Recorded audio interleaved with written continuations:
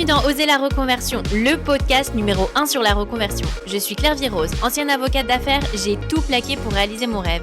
Et ça a été la meilleure décision de ma vie.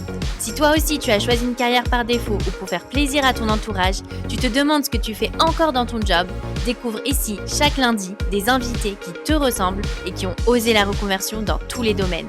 Ils nous racontent leur success story pour à ton tour oser la reconversion.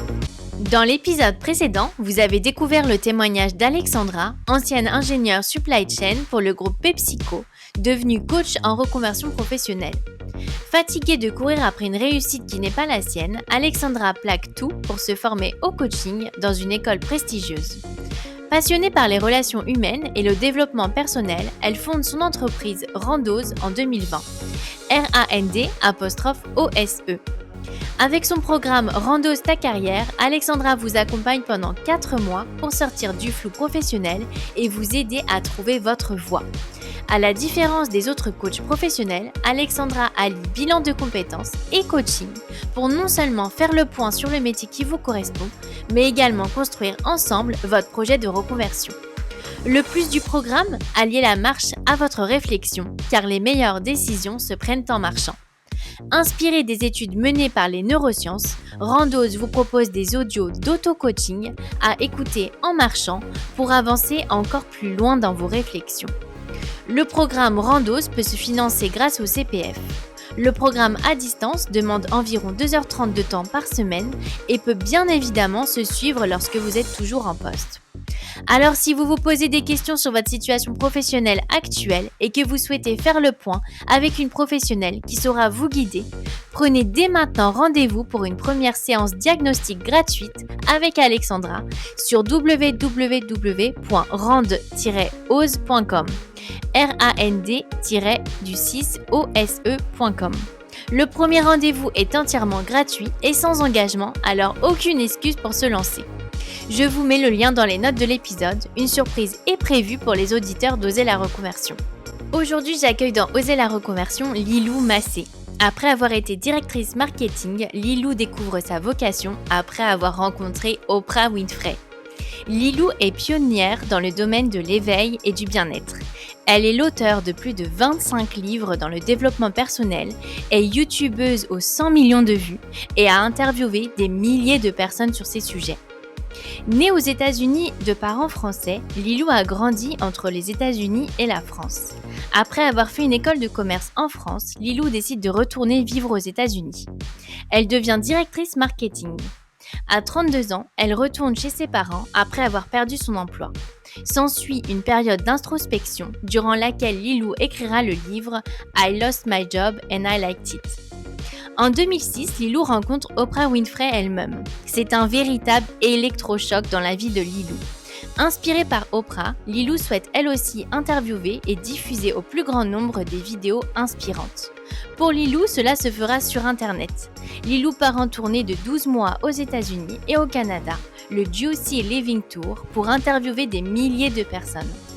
Ayant lancé sa chaîne YouTube, la télé de Lilou en 2006, il lui faudra moins d'1 an pour compter son premier million de vues sur YouTube. Lilou a traversé des expériences et des rencontres qui ont façonné sa vision de la vie. Fort de ces expériences, elle a décidé de créer le défi des 100 jours, un programme qui permet de transformer un ou plusieurs domaines de votre vie en seulement 100 jours. La nouvelle version du défi des 100 jours pour libérer son rapport à l'argent et vivre son abondance vient de sortir. Alors avec Lilou, on a évoqué l'importance de l'environnement dans lequel on évolue, la différence entre la vie en France et aux États-Unis, sa rencontre avec Oprah Winfrey, sa passion pour le développement personnel, à quel point certaines rencontres sont déterminantes, son entreprise avec son conjoint et comment affronter les conflits familiaux et la peur de l'échec. Une discussion hyper inspirante, mais je ne vous en dis pas plus et laisse place à ma conversation avec Lilou. Bonjour Lilou, bienvenue dans Oser la reconversion, je suis ravie de t'accueillir. Merci, bonjour. Alors, est-ce que tu peux nous dire quels sont tes métiers actuels ? Je suis alors auteure d'une vingtaine de livres, 25 livres dans le développement personnel, tout ce qui touche à l'éveil, la conscience. Je suis également intervieweuse. J'ai interviewé des milliers de personnes sur tous ces sujets-là. Donc je suis youtubeuse, si tu veux, puisque je diffuse ça sur YouTube. Je suis maman, c'est un métier à part entière. Je suis entrepreneuse, puisque j'ai ma propre entreprise que j'ai co-créée avec mon mari et puis surtout amoureuse de la vie, quoi, ça prend beaucoup de temps. Alors, j'ai hâte que tu nous racontes comment tu en es arrivée là, parce que tu n'as pas du tout commencé dans les réseaux sociaux, puisque en fait, tu fais ça depuis 2005, donc ça fait quand même un moment que tu fais Ouais. ça. Est-ce que tu peux nous raconter tes études et puis aussi où tu as grandi, puisque c'est un petit peu spécial pour toi? Ouais, je suis née aux États-Unis de parents français, donc j'ai la double nationalité. J'ai atterri à Santa Barbara en Californie, chose qui m'a quand même, aussi influencée forcément dans mes choix de vie, puisqu'à la fin de mes études, j'ai fait une ESC à La Rochelle, en 4 ans, un bachelor européen de commerce et gestion, parce que j'avais à cœur de retourner aux États-Unis et de vivre une expérience aussi bien en stage que d'apprentissage sur les bancs de l'école. Enfin, j'avais envie de quelque chose de concret. C'était un choix personnel, ce choix-là. Et par contre, c'est vrai qu'en France, j'avais toujours une bataille intérieure entre la France et les États-Unis. Et il fallait que je fasse le choix, en fait. C'était l'un ou l'autre. Et quand il y avait un clash avec l'un, je devais aller avec l'autre. Un peu comme des parents d'enfants divorcés, puisque ça avait été mon cas.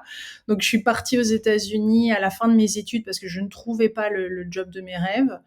Et je me suis pris plus ou moins la même claque qu'en France. Donc là, j'ai vite compris que c'était pas la France ni les États-Unis le problème et qu'il y avait bien un truc chez moi à peut-être regarder, à régler. Hein. J'étais en conflit intérieur, je le savais, mais c'était encore plus flagrant le fait de déménager, de rencontrer les mêmes problèmes. Alors qu'il y avait rien sur le papier par rapport aux études, mes diplômes, le mémoire de fin d'études, tout était à un excellent niveau, mais il y avait quelque chose qui ne fonctionnait plus pour moi là où j'étais. Et il me fallait donc changer. C'était des gros indices de changement là quand même, mais j'ai eu du mal. Mon ego n'a pas trop aimé, on va dire à ce moment-là. Et tu penses que le problème, c'était ta façon d'être aux entretiens? C'était quoi le problème quand tu dis conflit intérieur? Je me suis justement beaucoup remis en question par rapport aux entretiens, par rapport à ma façon d'être, la demande des autres, etc. Et je me suis aperçue qu'au final, je visais pas la bonne chose. J'étais en train de viser des emplois et la vie m'invitait à faire autre chose. Mais ça, je l'ai vu après. Mais j'essayais de me batailler, j'essayais de rentrer dans un moule, j'essayais de répondre en effet, des offres d'emploi, à la pression de mes parents, à le fait d'avoir un diplôme et qu'il fallait le rentabiliser, on va dire. Mais j'étais pas au bon endroit, donc je le faisais à contre-courant. Ma personnalité, enfin tout mon être ne s'exprimait pas comme j'aurais pu le faire ou comme je le fais maintenant. Ouais. Oui, sur le papier, tout était bon, mais finalement, ça collait pas, quoi. Ça collait pas, il y avait quelque chose où je perdais confiance, où je me sentais trop sensible, où je sentais que l'interlocuteur, je me sentais pas à la hauteur. Enfin, c'était bizarre. Il y avait beaucoup de mal-être et un manque de confiance j'ai pensé pendant longtemps que c'était en fait ma faute, que j'étais pas assez. Pour après m'apercevoir qu'au final, c'est juste que j'étais pas comme un poisson, il a besoin d'être dans l'eau. Bah, j'étais pas dans le bon environnement. J'avais pas ce côté corporate me correspondait pas et j'avais quelque chose de beaucoup plus entrepreneurial en moi et qui était créatif, qui avait envie de s'exprimer et qui avait besoin de cette liberté pour justement ouvrir mes ailes. Et comment ça s'est passé pour tes parents? Donc, tu es née de parents français. Comment ils ont décidé, eux, d'aller vivre aux États-Unis? Le rêve américain, hein, ils sont partis. Mon papa était chef, lui, et d'un restaurant français, donc à l'époque où à New York justement, où le français, la French food était très en. Bah, d'ailleurs encore maintenant, hein, c'est. Et donc il a ouvert ce restaurant-là, et après ils ont ouvert leur propre restaurant à Santa Barbara, où je suis née finalement. Et là il y avait toutes les conditions nécessaires. Pour eux, pour m'avoir. Ma mère souhaitait un certain cadre, un certain confort. Ils avaient acheté leur maison, ils étaient propriétaires du restaurant, ils avaient un certain style de vie et l'environnement qu'il leur fallait. Et là, ils m'ont eu. Et toi, alors, raconte-nous un peu ton conflit entre la France et les États-Unis. Qu'est-ce qui te plaît un peu dans les deux? Où tu habites maintenant? Est-ce que tu as choisi? Bah, les États-Unis, c'est la liberté, c'est l'entrepreneuriat, c'est des gens qui te soutiennent vers le succès. Il n'y a pas de limite. Tu peux rêver grand et on te soutient dans ce sens-là. Donc c'est énorme au niveau du bien-être, le vécu et tout. On peut vraiment s'ouvrir. Et le fait d'avoir été élevé entre les deux pays, je pense que ça m'a donné goût à ça. Et je me suis jamais sentie complètement à mon aise en France avant, hein, en tout cas au début de ma carrière, on va dire.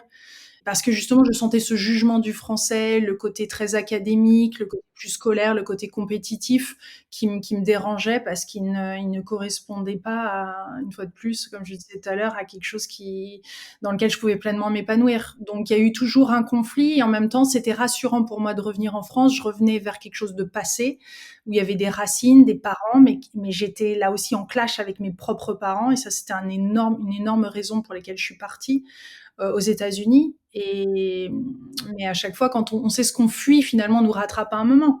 J'ai d'ailleurs dû retourner chez mes parents à l'âge de 32 ans après avoir perdu mon emploi à Londres. Euh, et là, ça a été un retour aux sources, mais qui était essentiel pour faire un gros reset dans ma vie et démarrer sur des nouvelles bases, justement, parce que ce que je vis en ce moment n'a rien à voir avec, pas rien à voir avec les études ni mes emplois précédents, parce que tout a été utile au final. Mais ça a été quand même un saut dans le vide, et je pense que c'est ce qu'on est, nombre d'entre nous, on est appelés à faire ce saut, tu vois, à aller vers quelque chose de différent, de plus grand, qu'on a créé, qu'on est amené à exprimer, et ça fait peur. Il n'y a pas d'indice forcément que ça va réussir, donc on a la peur de l'échec, c'est normal. Mais les États-Unis, justement, en reparlant des États-Unis, n'ont pas cette peur de l'échec. Ils encouragent justement à aller jusqu'à l'échec, parce que c'est dans l'échec qu'on apprend, soi-disant l'échec. Et c'est marrant parce que justement, j'avais lu que être entrepreneur, c'est sauter dans le vide et construire son parachute pendant la descente, en fait. Ouais, et le parachute, c'est quoi? C'est s'accompagner. C'est s'accompagner, c'est être bienveillant vis-à-vis de soi-même, c'est de faire du développement personnel pour continuer de cheminer, d'apprendre sur soi, c'est tout ça, hein, c'est cet accompagnement. C'est ça notre parachute. Et avant, on l'attendait de l'extérieur, on avait besoin d'une certaine structure pour gagner un certain salaire. Et après, bah, c'est un risque qu'on prend, mais en même temps, on exprime quelque chose qui peut être exprimé que par nous. Et ça, c'est unique et c'est ça qui est beau justement. Et c'est ça qui fait que ce monde sera meilleur, je pense. Si un peu plus d'entre nous, on exprime ce qu'on est venu là pour faire. Alors, tu parles beaucoup de conflits. Comment tu as fait justement pour trouver ta voie un peu? Quel a été ton cheminement à ce moment-là? Peut-être pour donner aussi des conseils aux auditeurs qui seraient un petit peu perdus. Comment tu trouves un peu ce que tu as envie de faire et ce qui est fait pour toi?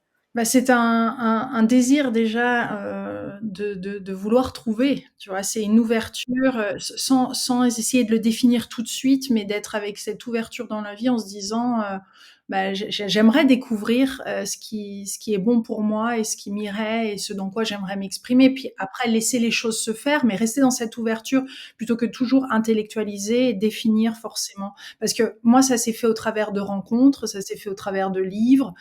Ça s'est fait, c'est la vie des fois qui nous emmène sur un chemin inattendu. C'est une co-création hein, avec la vie. C'est pas juste j'impose moi ma façon de faire et j'ai envie d'aller dans ta direction. Je défonce ces portes-là et en effet j'y arrive et j'obtiens après une certaine satisfaction, mais elle est très éphémère. Ou sinon je trouve vraiment ce qu'il y a au fond de moi, plus de l'ordre de donner du sens à ma vie, quelque chose ou une certaine forme de mission de vie, quelque chose qui m'appartient va se déployer et qui résonne pleinement avec moi.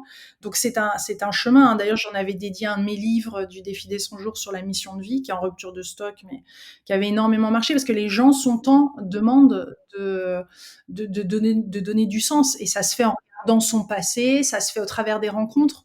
Moi, ça a été une rencontre. Hein, ça a été une rencontre à Hawaï en 2004 avec un auteur américain, Wayne Dyer, que je voulais absolument rencontrer, qui avait écrit une 60aine de livres et j'adorais Hawaï. Je savais pas trop pourquoi, le milieu du surf, etc.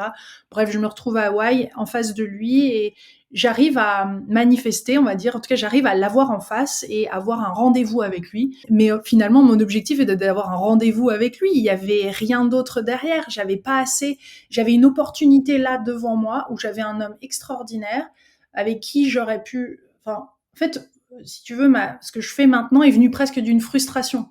Parce que j'ai été frustrée lors de cette rencontre de pas pouvoir l'enregistrer, de pas pouvoir le partager. J'ai la chance de rencontrer des gens extraordinaires et qui sont pleins de bons conseils, pourquoi je ne partagerais pas ça avec le monde? Donc c'est venu de là, si tu veux.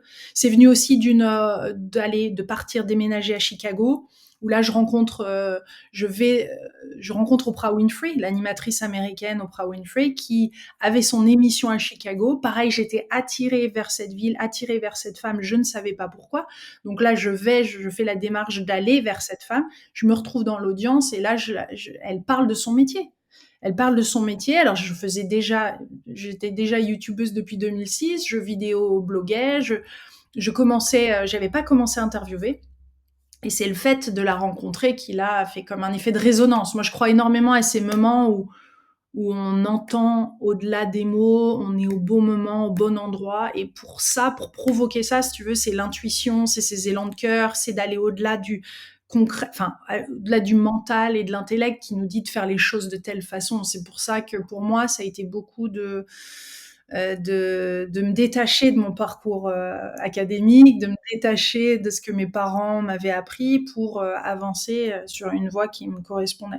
Et alors, comment ça s'est passé ta rencontre avec Oprah Winfrey, justement? Elle était comme t'imaginais? Alors, c'était différent et j'avais pas de... Si tu veux, j'étais sous le choc. J'étais presque de l'hypnose à ce stade parce que j'étais en état de conscience modifié. D'un seul coup, il y a cette émission, il y a cette personne charismatique qui est là devant moi, et je suis invitée en backstage, je me retrouve propulsée d'un seul coup, tout paraît irréel. T'es comme dans un rêve, si tu veux. Tu es en train de vivre un morceau de quelque chose que tu avais préimaginé avant ou en tout cas ressenti, et là tu te retrouves en face de cette personne. Donc c'est encore différent de ce à quoi on peut s'attendre. C'était la même finalement que de la rencontre, de la voir à l'écran, et c'était encore beaucoup plus croustillant parce que je la voyais à l'œuvre. C'est-à-dire qu'il y avait les caméras, les caméramans, le studio, le public. Elle interagissait. Il y avait, enfin, si tu veux, c'est multidimensionnel à ce stade. C'est très riche, je trouve, pour une reconversion, de passer du temps avec la personne ou de voir ce qu'on a envie de faire, si tu veux, de le vivre. D'ailleurs, c'est un des exercices dans le défi où on va à la rencontre du job et de la personne qui fait le job qu'on a envie pour vraiment voir à quoi ça ressemble, parce que sinon il y a beaucoup de fantasmes, t'es d'accord? Tout avec les réseaux, les vidéos, tout ça, il y en a plein de personnes qui veulent être connues ou qui veulent faire des vidéos, qui veulent se reconvertir ci et ça, mais finalement tout le travail qu'il y a derrière est juste énorme. Et est-ce que vraiment cette personne-là serait prête à dépasser ses difficultés? Et c'est là où la passion, et quand on fait quelque chose avec le cœur, est essentielle, parce que là on transcende tout ça. On transcende ces difficultés et on est capable de les dépasser. Et alors, quand tu l'as rencontrée, ça a conforté ton envie de devenir intervieweuse? Qu'est-ce qui s'est passé dans ta tête? Ah là, c'était immédiat. J'ai dit, c'est ça. Là, c'est tout de suite, c'est ça. Je fais une recherche sur Internet, je regarde immédiatement comment créer mon émission. Alors, je te parle de ça en 2006. Donc, je venais de créer ma chaîne YouTube, elle venait d'être achetée, je crois, par Google. On était 4-5 sur YouTube. Enfin, j'exagère à peine parce que c'était vraiment, il y avait très très peu de personnes, encore moins du côté inspiration, développement personnel et autres. Donc, j'ai regardé sur Internet et j'ai découvert qu'il y avait alors là, après, c'est des synchronicités, si tu veux, quand c'est comme ça, parce que t'es dans un élan d'inspiration. Je venais de rencontrer Oprah, je regarde en ligne, et là, je découvre qu'il y a une émission aux États-Unis, enfin, en tout cas, une compagnie, une association même, qui propose des caméras presque gratuites. On peut être diffusé sur le câble, sur Chicago, sur la chaîne 200 et quelques, hein, et chacun a le droit de parole, et si tu as le courage de construire ton émission, tu peux être diffusé. En gros, c'est ça. Et donc, c'est ce que j'ai fait depuis mon salon. J'ai immédiatement cherché comment je pouvais faire cette formation, s'il y en avait une. Elle coûtait très peu cher. Le lendemain ou le surlendemain, voilà, il restait une place comme par hasard. Après, je découvre comment utiliser caméra. Je trouve, pareil, un monsieur assez âgé qui était en reconversion et qui propose son aide. Enfin, voilà, ça s'est fait comme ça. Les invités sont venus de Floride parce que j'avais déjà un passé en Floride et j'avais fait un cheminement moi-même personnel avec certains coachs qui me faisaient confiance, donc ils sont venus pour les interviews. Et si tu veux, à partir de là, il y a eu quand même un flow qui était très différent dans mes autres métiers, où il y avait quand même toujours un vide et une insatisfaction. Là, il y avait quelque chose de permanent, tu vois, qui était beaucoup plus...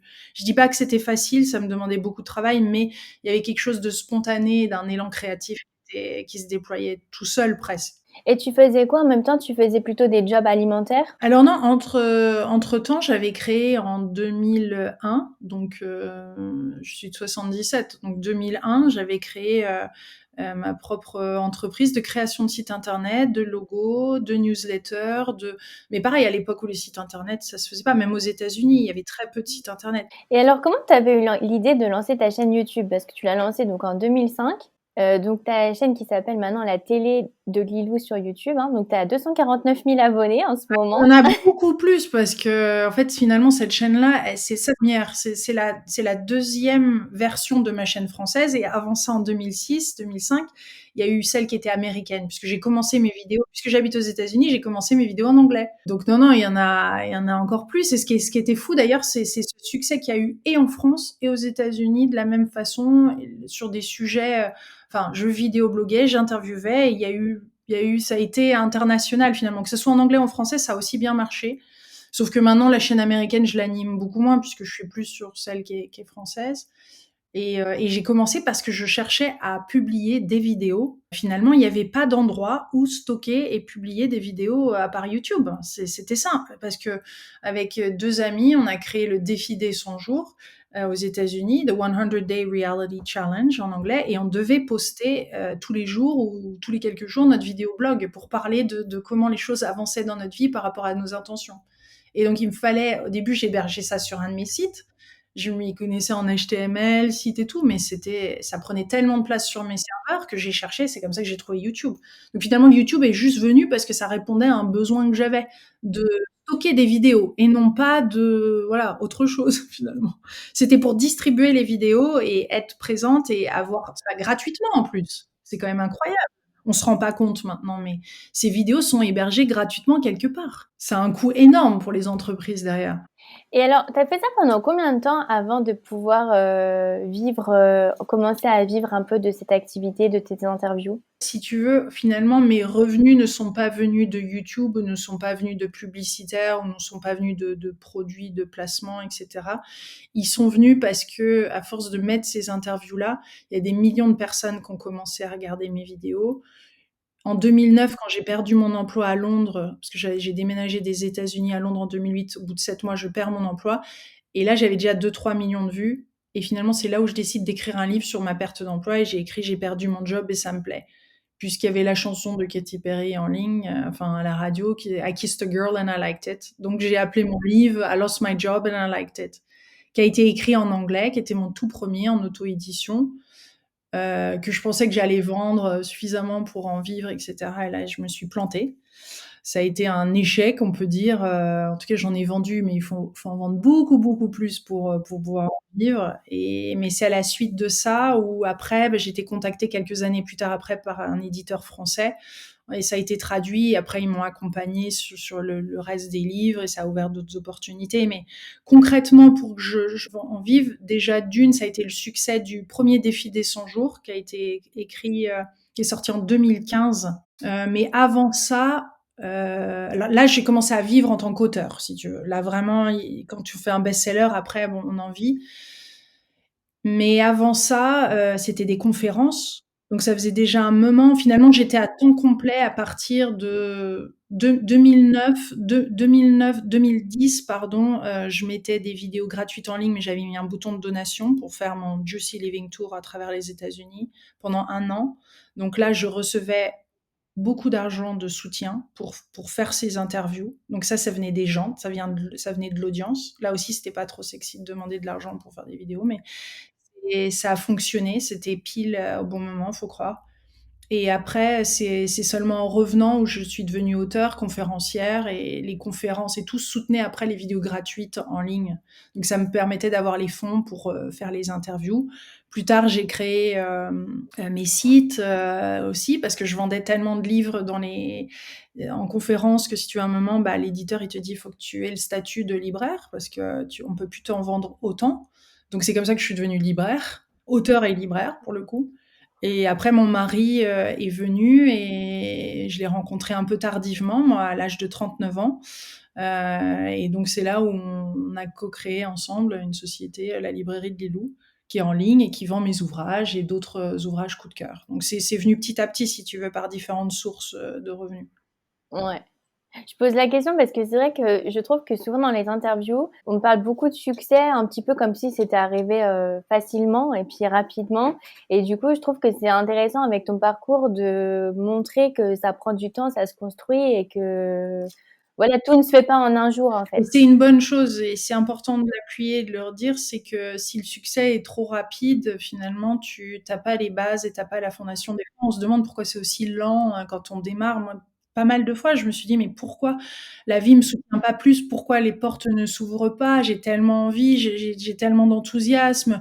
Je sais que je fais ça pour les bonnes raisons et j'ai enfin, je veux dire les talents, tu vois, les compétences en tout cas pour, pourquoi ça ne» Et mais je m'en aperçois maintenant avec le recul, c'est qu'il fallait et heureusement que j'ai créé ces bases-là solides, de compréhension et de faire du terrain et de ramer et je veux dire, ma satisfaction actuelle est vraiment due à toutes ces difficultés aussi que j'ai rencontrées dans le passé et donc un lâcher prise, une joie de vivre, une passion pour ce qu'on fait et puis aussi une humilité face à ce qu'on reçoit de la vie parce enfin moi je sais très bien que c'est pas que grâce à moi. C'est aussi parce que je me suis ouverte à la vie, aux autres, à plein d'autres choses qui fait que c'est ça qui me soutient et quand quelque chose m'arrive, c'est pas que moi. Je sais que c'est pas que moi, c'est une co-création. Je prends pas les bénéfices en me disant voilà, et ça, c'est énorme quand on avance, je pense, avec le succès et la reconnaissance d'être dans une gratitude, si tu veux. C'est pas on me doit. Il y a rien de on me doit. Tu sais très bien que ça peut être retiré à n'importe quel moment et tu apprécies ce que tu as là à l'instant, encore plus, ce qui fait que ça devient de plus en plus savoureux et donc d'attirer encore plus. Et après, c'est des cercles vertueux d'abondance. Et maintenant que tu sais tout ça, si tu pouvais revenir en arrière, qu'est-ce que tu ferais différemment peut-être pour accélérer les choses ou... Il y avait pas vraiment, enfin, c'est là où tout est, quand je regarde en arrière, il y avait pas vraiment besoin d'accélérer. Peut-être que je me dirais justement, et ça, c'est un des exercices dans le défi des 100 jours où tu te vois à 99 ans et tu te donnes des conseils maintenant. Si tu veux une 99 ans de toi qui est épanouie, souriante et tout, et tu te donnes des conseils maintenant, c'est sûr que je me dirais, mais aie confiance, vas-y, fais confiance en la vie, continue d'ouvrir ton cœur et confiance en l'autre. Parce que moi, pendant très longtemps, ce qui m'a le plus freinée, c'est justement, et je pense que ce que beaucoup de personnes sont freinées par le fait qu'on a fermé notre cœur à plein de choses, à plein de dimensions. On s'est mis dans une espèce de case et on est enfermé, on est comme dans une prison.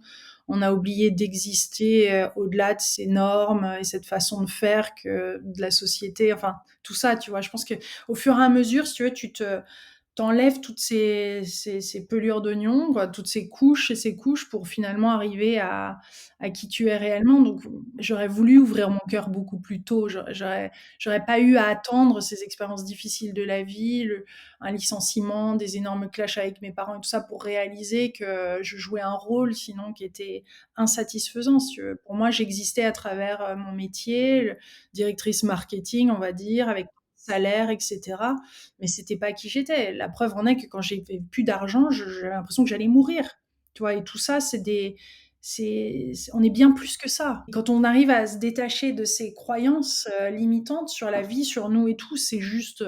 Et quand son cœur se réouvre à ce qui est à l'autre, il perçoit tellement plus. Finalement, j'avais peur que l'amour me rend aveugle, alors que l'amour, finalement, et d'être en amour et en gratitude avec la vie, te rend bien plus lucide et tu fais des choix en tous les cas qui sont cohérents et qui sont bons et qui sont faits pour toi. Donc c'est des vrais oui que tu dis à la vie et tu te retrouves au bon endroit, au bon moment avec la bonne personne et là tu apprends quelque chose, c'est une synchronicité et le parcours il y a moins de zigzags, tu vois, plus ça va, moins il y a de zigzags et plus c'est vrai et c'est juste pour toi. Tu penses que tu as eu besoin de toucher le fond un peu pour trouver ta voie? Beaucoup de personnes disent qu'on n'a pas besoin. Je pense qu'on apprend en effet énormément à travers l'échec et les difficultés et des moments comme ça difficiles. Finalement, est-ce qu'on apprend vraiment de nos réussites? Je suis pas sûre. On apprend plus, nos réussites sont le résultat, enfin, de d'apprentissage aussi de la vie, tu vois? Et au-delà de ce qui est physiquement palpable et les résultats palpables de cette réussite, il y a ce que moi je ressens, tu vois? Cet amour, cette sérénité que tu as pour toi-même, c'est d'avancer, de t'accompagner, cette confiance, tout ça. Donc je remercie, franchement, je remercie mes échecs, je remercie les difficultés, je remercie mes parents. Pourtant, ça a été très difficile pour moi, hein, parce que et je pense beaucoup d'entre nous, on est très sensibles, et ça a été très dur. C'est très dur d'être en conflit avec ses parents, c'est très dur de se sentir en marge de la société par moment. Moi, je l'ai été par rapport au sujet que je traitais aussi, que je mettais en avant. Enfin, quand on parle de spiritualité, de conscience, de tout ça, c'était pas du tout, on va dire, à la mode. Mais ça te donne énormément de courage. Quand tu le fais avec le cœur, tu as ce courage qui est au-delà des conditions et qui te porte, et qui t'amène justement dans des lieux, tu vois pas, c'est l'inconnu, mais c'est quelque chose qui se dessine après, qui est juste waouh.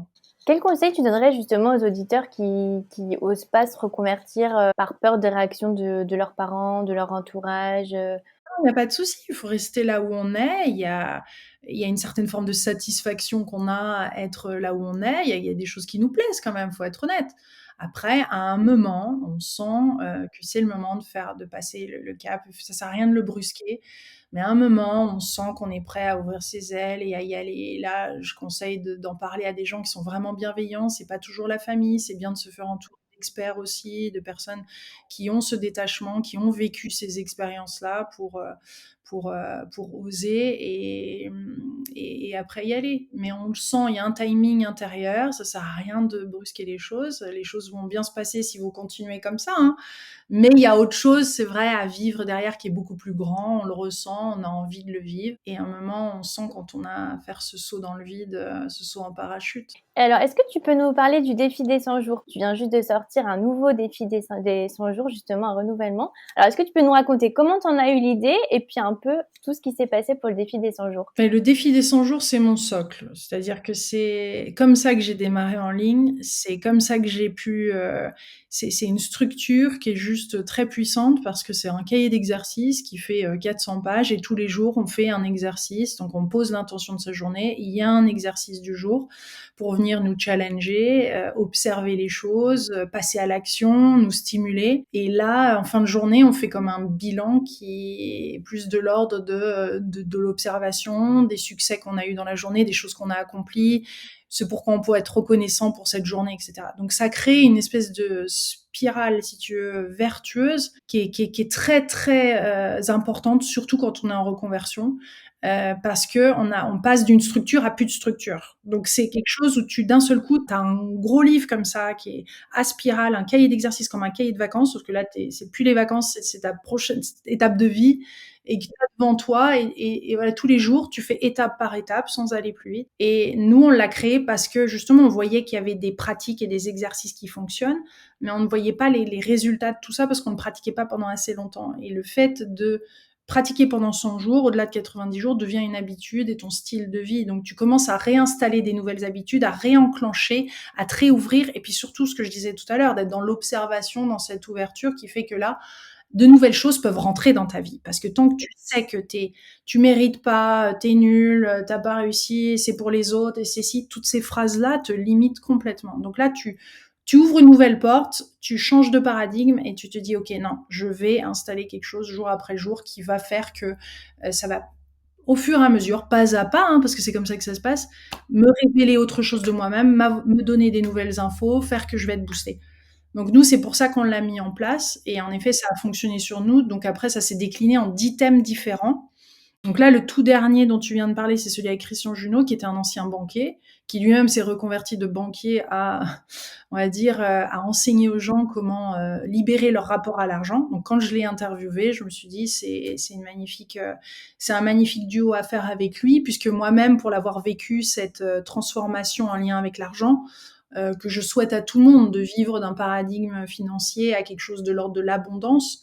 Donc c'est hyper libérateur, si tu veux. T'es plus avec ce que tu as hérité de tes parents et quelque chose qui est, en effet, où il y a plein de plafonds de verre, des croyances limitantes qui te freinent pour vivre ton projet personnel. Et beaucoup ont besoin ou souhaitent avoir d'être soutenus financièrement dans leur œuvre ou dans leur reconversion, tu vois. Et ça, c'est un vrai challenge. Surtout quand on a reçu un salaire, qu'on devient entrepreneur. Enfin, il y a toutes ces choses-là. La motivation ne vient plus du même endroit, l'emploi du temps n'est plus le même. Il faut avoir une certaine forme de discipline, en effet, de rigueur et de régularité. Tu dois t'ouvrir aux autres, tu peux pas attendre que les autres viennent à toi. Enfin, il y a tous ces mécanismes-là.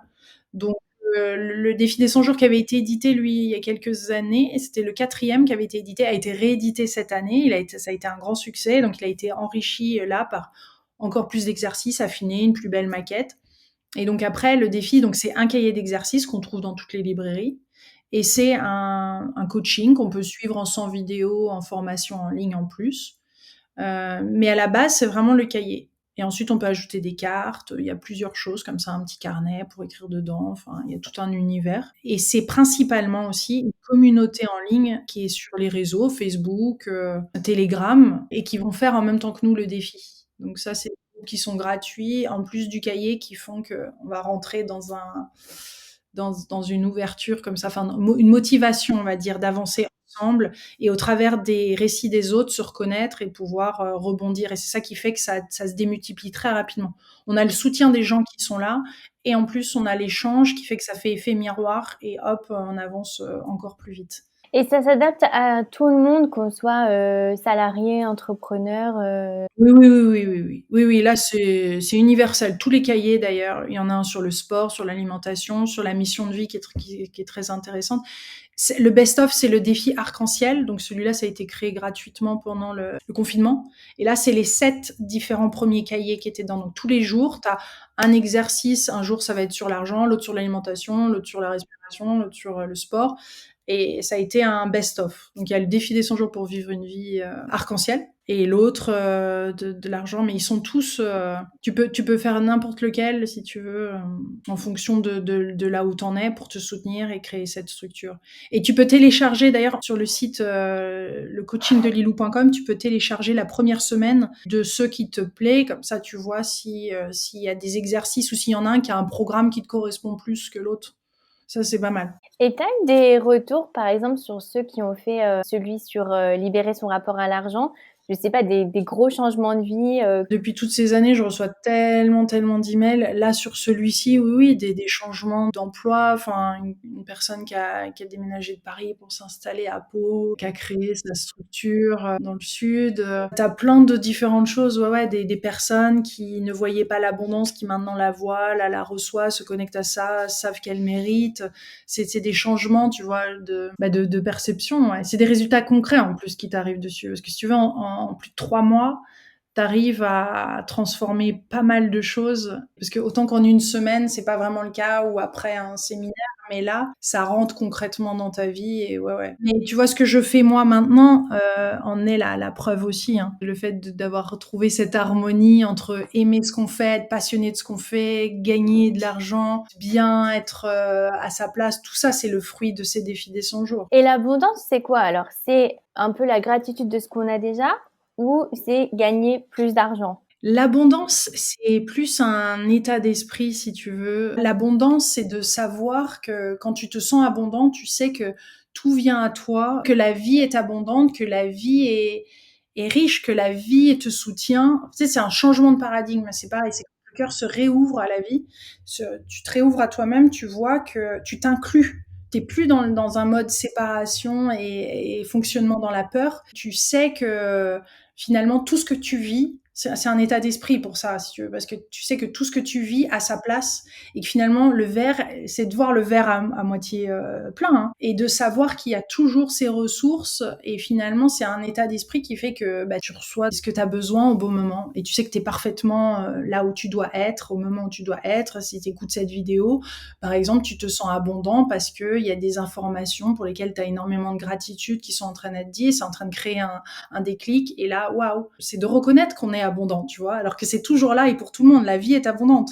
La nature est abondante, tout est là déjà et on se sépare de ça à un moment. Après, tes vibrations sont plus hautes, t'attires plus de choses, ça inclut aussi l'argent, mais ça inclut la créativité, les idées, les solutions, les cadeaux, tu vois, moi je dis souvent, je vis une vie, tout ce que j'ai pu offrir en ligne gratuitement, des milliers de vidéos à interviews gratuites, ça m'a été redonné par la vie plein de fois. Tant en rencontre qu'en connaissance, qu'en lieu de vie, des gens qui me donnent leurs clés de leur maison secondaire ou machin, d'être invitée dans des... Tu vois, tout ça fait que je ne suis pas insatisfaite à un certain niveau, tu vois, où il y a encore un manque de quelque chose, où il en faudrait plus. Donc c'est là où l'état d'esprit est abondant, c'est-à-dire que tu as cette satisfaction qui est permanente, beaucoup moins conditionnelle par rapport à ce que tu as sur ton compte en banque et beaucoup moins conditionnel par rapport à ton métier ou les hauts et les bas. C'est normal quand tu es entrepreneur qu'il y a des hauts et des bas, il y a des projets qui marchent, quelque chose, mais tu plus dans cette montagne russe là qui nous fait faire quand même des petites crises cardiaques à chaque fois, quoi. Et alors, justement, j'avais une question sur la gratitude, parce que moi, je lis beaucoup de livres de développement personnel aussi. J'avais lu que souvent, un peu un blocage sur le manque de gratitude, c'est que on a peur qu'une fois qu'on ressente cette gratitude, on se suffise un peu de ce qu'on a et qu'on passe pas à l'étape d'après. Donc, c'est pour ça on maintient un peu ce sentiment de frustration pour avoir envie de se dépasser et voilà, d'avoir plus, de faire mieux, voilà. Et c'est vrai que moi, je suis un petit peu dans ce mode-là où j'ai toujours envie de me dépasser, de faire mieux. Et je sais qu'il faut avoir ce côté gratitude, mais c'est vrai que c'est quelque chose qui me fait un petit peu peur et que j'ai un peu, peut-être, je pense, un blocage inconscient. Je pense comme pour beaucoup.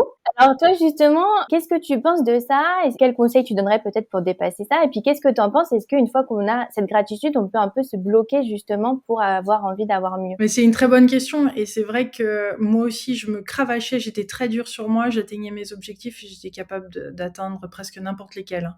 Enfin en tout cas si je me mettais mais à quel prix pour la santé, à quel prix pour ma paix intérieure, à quel prix pour le bonheur et la satisfaction permanente dont on a parlé tout à l'heure, il y avait pas tout ça. Il y avait pas tout ça, il y avait un certain sens d'accomplissement, oui, OK, mais bon, c'était pas joyeux, puis ça me demandait beaucoup d'énergie. Alors que, en fait, ce qui est fou, c'est que quand on est reconnaissant de ce qu'on a, la vie nous en donne plus, si tu veux. C'est une vibration qu'on émet, et dans le coup, on a encore plus de raisons après d'être reconnaissant et d'être satisfait. Ça marche c'est pour ça que c'est des changements de paradigme, tout ça dont je parle. C'est-à-dire que c'est un changement de perception. Tu ne perçois plus les choses de la même façon à un moment. Et ça, c'est l'ouverture de cœur, c'est de passer du mental au cœur. C'est ce lâcher prise dont beaucoup parlent, c'est cette ouverture qui fait que tu es dans un état de gratitude.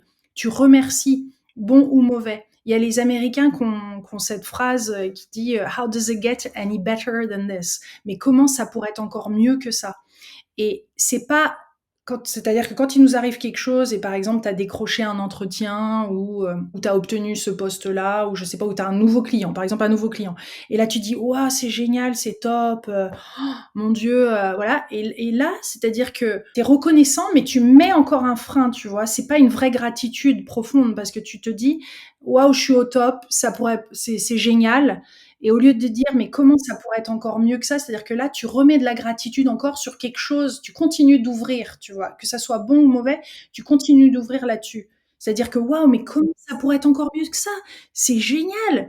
Waouh, j'ai ce nouveau client! Waouh! Et là, tu continues d'ouvrir encore à l'autre étape. Alors que si tu remarques finalement la gratitude que tu peux pratiquer pour l'instant, tu vas la pratiquer pour certaines choses auxquelles ton mental valide, etc. Mais tu vas pas forcément continuer d'ouvrir encore au-delà de cette gratitude. Et c'est tu continues de vibrer fort et grand, et finalement que ça soit un événement négatif quand tu le vis, mais comment ça pourrait être encore mieux que ça, va te permettre d'ouvrir, même, il y a toujours une étincelle, si tu veux, de vie. Et donc, à partir du moment que tu la reconnais, celle-là, c'est-à-dire que la gratitude, moi, quand j'avais plus d'argent, le fait d'être chez mes parents et d'avoir de la gratitude, d'avoir un toit sur ma tête et d'avoir de quoi manger à 32 ans alors que j'avais connu, voilà, ben j'ai fini par retrouver cette gratitude, tu vois, pour les petites choses que je ne voyais plus.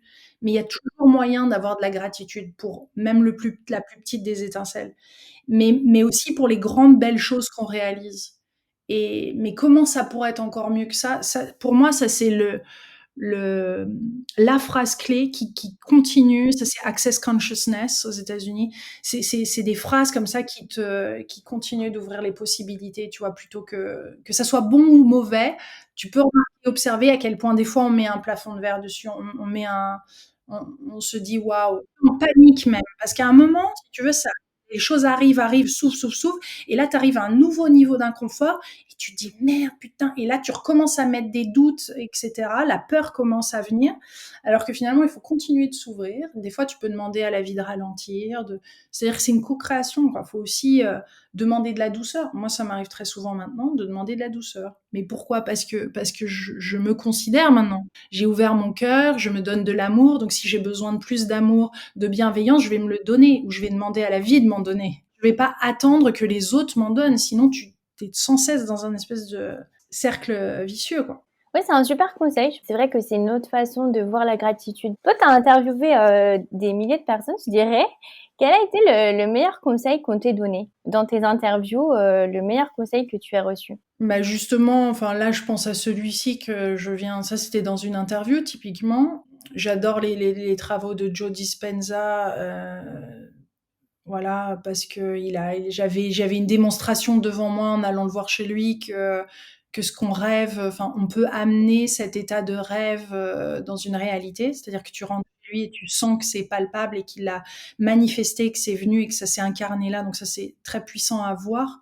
C'est-à-dire que c'est beau la démonstration, tu vois, de tous ces propos. Moi, ce que j'aime, c'est l'interview, mais aussi de voir que cette personne-là le vit et a cette intégrité par rapport à ses propos. C'est comme ça que je choisis d'ailleurs les personnes que j'interviewe parce que c'est hyper riche quand la personne, à travers les mots, c'est au-delà des mots là aussi, tu vois, c'est un partage d'expérience et énergétique.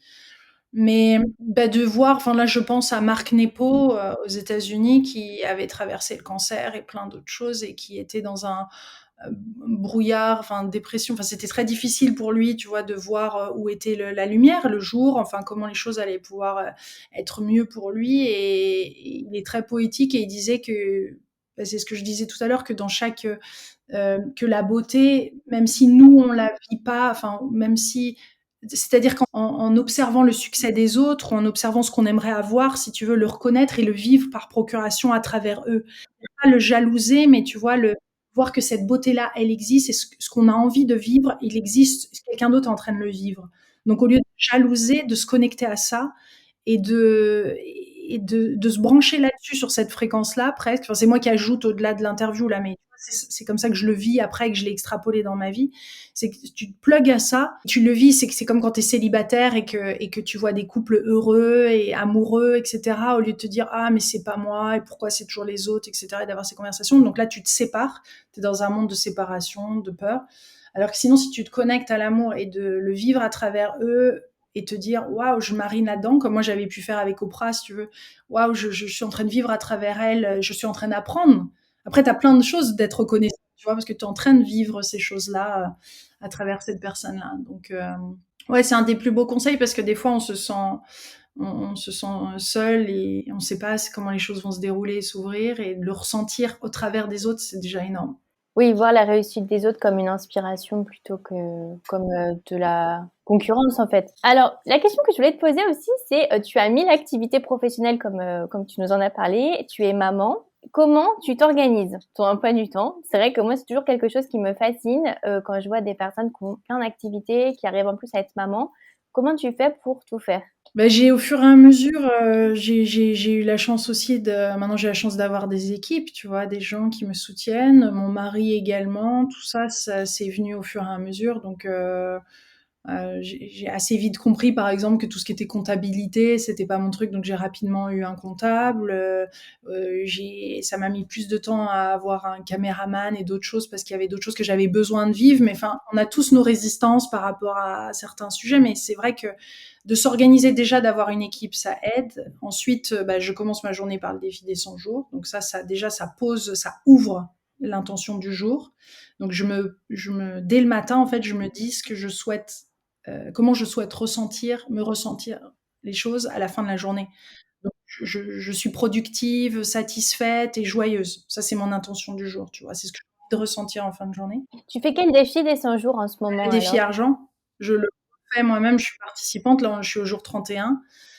Donc je le refais pour la xème fois parce que là on est plus avec mon mari dans la création d'un centre ici à Lacano. On est à d'autres projets à d'autres échelles, donc forcément ça vient titiller d'autres plafonds de verre, ça vient titiller d'autres croyances. Tu vois, on continue. C'est un chemin qui est sans fin et c'est tellement agréable. Donc il y a ça.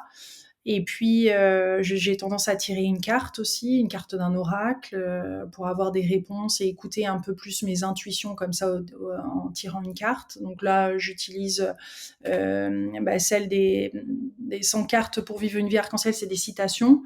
Et j'utilise celle de connexion avec les guides de Kevin, Pierre Ioni, un truc comme ça. Mais je vais changer. D'ailleurs, j'ai moi-même un oracle qui sort en septembre-octobre sur les mantras sacrés. Donc là, c'est des mantras à écouter 108 fois et chaque mantra tibétain qui sont chantés par un moine à sa vibration. Et donc, il y en a certains, c'est par rapport à l'abondance, d'autres c'est à l'ouverture, d'autres c'est à dépasser des difficultés de santé ou autre. Tu vois, chaque mantra a son truc. Voilà, en fait, c'est toutes ces pratiques, si tu veux. Je vais me mettre à poser une intention, je vais et ça va m'aider après à c'est plus une question d'emploi du temps et avoir une to-do list, même si j'en ai une. C'est le temps que je vais aussi passer tous les matins, au moins 30 minutes, à poser ces intentions, à avoir tu vois, c'est-à-dire que je crée le contexte pour une journée qui va être favorable et productive et qui va aller là où ça doit aller et que les coups de fil que je vais recevoir, les invitations, parce que j'ai beaucoup de demandes. Ok, comment je vais choisir les bonnes et à qui je vais dire oui, tu vois, c'est des ressentis, c'est subtil. Mais après, c'est ça qui évite les détours. Une fois que tu choisis pour les bonnes raisons, et que c'est des vrais oui, et que tu sais dire non à certains clients, même si tu as vraiment besoin de cet argent-là, tu vois, à certains stades de ta vie, et tu vas dire non parce que tu sens qu'ils sont toxiques. Donc, c'est tous ces indices où tu vas écouter ton intuition et tu vas être beaucoup plus ouvert à ça après dans la journée, qui va faire que c'est une journée productive et satisfaisante, etc. Oui, et que tu es actrice et pas passive un peu de tout ce qui se passe, C'est quoi. ça. Ton centre que tu veux ouvrir à Lacano, c'est un centre un peu de conférences, séminaires, c'est quoi votre projet? Bah là, c'est plus d'expédition, parce que la librairie de Lilou, tu sais, on expédie mes livres et des livres de d'autres auteurs. Donc, on l'a déplacé il y a peu de temps, il y a quelques semaines, à Lacano, de Bordeaux à Lacano, parce qu'avant, on habitait à Bordeaux. Lacano, c'est au bord de la mer, techniquement. C'est une ville saisonnière. Donc, tu vois, rien que ça, c'est hors du cadre et du périmètre naturel de réflexion. Donc, on a déménagé les locaux pour expédier d'ici. Et puis après, c'est un studio d'enregistrement, c'est une salle de conférence, c'est un espace de coworking, c'est des endroits où des thérapeutes peuvent se retrouver, c'est tout ça. Donc, c'est en train de prendre, et là aussi, c'est là où je trouve qu'en ce moment, on doit avoir énormément de flexibilité, parce que c'est en train de prendre une autre tournure, justement, au moment où je parle. Et c'est en train de se concrétiser éventuellement d'une autre façon à laquelle on n'avait pas pensé. Mais l'intention est en train de se réaliser, tu vois. C'est là où on ne bloquons pas trop sur la manière dont... Parce que notre mental impose une certaine structure, on l'imagine d'une certaine façon, alors que la vie, elle, a envie de nous donner autre chose. Et on le voit ça comme un échec, alors qu'en fait, c'est autre chose qui va encore mieux être adapté au goût du jour, pour les gens, à nous. Il y a tellement de paramètres qu'on ne connaît pas. C'est pour ça que c'est important de se laisser porter et en même temps de créer. Oui, rester flexible. Alors, dernière question, c'est toujours la question que je pose à la fin. C'est quoi pour toi une reconversion réussie? C'est d'être satisfait de là où on est. C'est de se sentir, enfin, on s'éclate dans son métier, on s'éclate dans ses choix. On a peut-être changé à 360, à 90, mais c'est exactement là où le curseur devait bouger, tu vois. On a eu, we had the guts to do it. On a eu les ovaires ou les couilles, on va dire, de faire ce choix-là. On l'a ressenti, on a sauté dans le vide et on est en pleine extase presque de là où on en est maintenant et du chemin qu'on a parcouru on a une satisfaction profonde de ce qu'on a accompli, tu vois, et tout en sachant qu'il y a d'autres choses à développer. Mais on est là, waouh, qu'est-ce que j'aurais pas voulu, j'aimerais pas retourner là-bas, en fait. Même si j'ai eu des galères entre temps, waouh, on a une fierté, tu vois, on est heureux, on se sent bien, et même si le chemin continue et il n'est pas terminé, on est capable de voir que, tu vois, c'est déjà énorme. On a accompli tellement de choses déjà, et moi je trouve qu'on se félicite pas assez, on attend une félicitation extérieure. C'est pour ça que la gratitude est super importante. Donc, il faut avoir aussi une forme de se féliciter soi-même, parce que sinon, surtout entrepreneur, si tu veux, si t'attends que quelqu'un d'autre, ou même dans un couple, ou même dans toute relation, il faut pouvoir aussi te dire bravo pour ça. Bravo, waouh, t'as cheminé, t'as réussi à te dépasser là. Ça, c'est ça qui fait construire aussi la confiance en soi, et que tu vas toi-même t'accompagner parce qu'au final, on revient à la relation parent-enfant, hein. Tes parents t'ont plus ou moins accompagné ou t'ont mis des embûches ou autre, et tu continues de reproduire ça pour toi-même, et tu t'accompagnes de la même façon que tes parents t'ont accompagné. Donc, est-ce que vraiment, à la dure, t'as envie de continuer à la dure, ou tu vas t'offrir ce que tes parents justement t'offraient pas, tu vois? Est-ce que tu vas continuer de prouver à tes parents, enfin, tu vois, c'est tous ces cycles-là donc que tu brises et auquel tu as accès de manière différente. Il faut être déloyal face à ses parents. Un grand merci Lilou, en tout cas ça donne envie de continuer avec tes vidéos et tes livres, donc je mettrai tous les liens pour les auditeurs. Vraiment merci beaucoup, c'était une bouffée d'air frais. Avec joie, merci à toi. Si vous avez aimé l'épisode, abonnez-vous et laissez-moi un commentaire si vous écoutez l'épisode sur YouTube. Et si vous écoutez l'épisode sur Apple Podcasts, Spotify ou Deezer, abonnez-vous et laissez une note 5 étoiles et un avis. C'est ce qui donne le plus de visibilité à ce podcast. N'hésitez pas à en parler autour de vous et à partager l'épisode sur les réseaux sociaux pour aider un plus grand nombre à oser la reconversion. Si vous souhaitez suivre les dernières actualités du podcast, rendez-vous sur notre compte Instagram @oserlareconversion et pour prolonger la discussion, rendez-vous sur notre groupe Facebook dédié aux auditeurs. Ensuite, si vous cherchez toutes les notes avec les références, allez dans le détail du podcast. Si vous souhaitez devenir annonceur, me proposer un invité ou me poser des questions, je serai ravie d'y répondre par mail à l'adresse partenariat@oserlareconversion.com.